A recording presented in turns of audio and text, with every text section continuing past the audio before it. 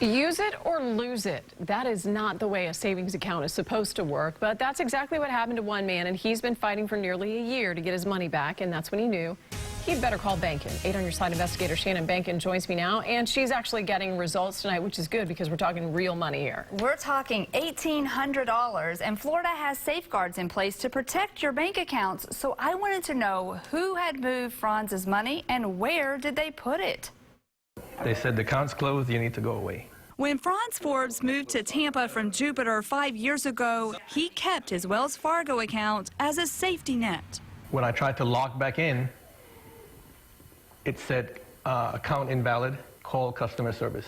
Turns out Wells Fargo claims it closed the dormant account in April 2019 and sent the $1,886.25 balance to Florida's Unclaimed Property Division.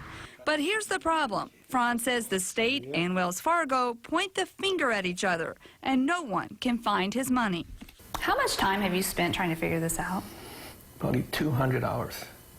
Sitting on hold, going back and forth, trying to get a different service representative. Luckily for Franz, I know a thing or two about the state's Unclaimed Property Division. For one, it's their responsibility to give money back to rightful owners.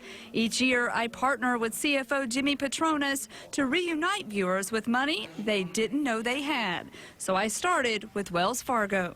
He has no idea where his money is, and it just seems that, somebody should be able to access their own money. And I want to know, what happened to the money, where did it go, and what can he do to get it back? Then I called the state and was told their team would investigate right away.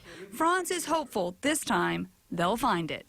That represents more than 2 months of mortgage, or food, or repairing the car. In a twist I did not see coming, Franz tells me Wells Fargo bank manager called him this afternoon and asked him to meet her at the bank. She handed him a cashier's check for the full amount.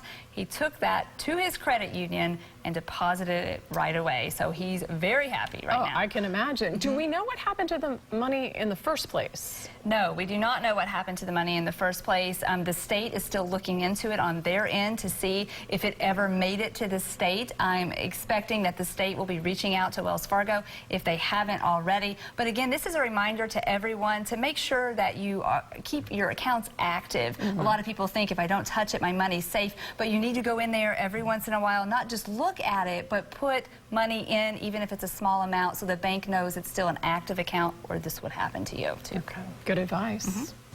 If you have a problem that needs solving, better call Bankin. She'll get on it for you. The number is 1-855-BANKIN.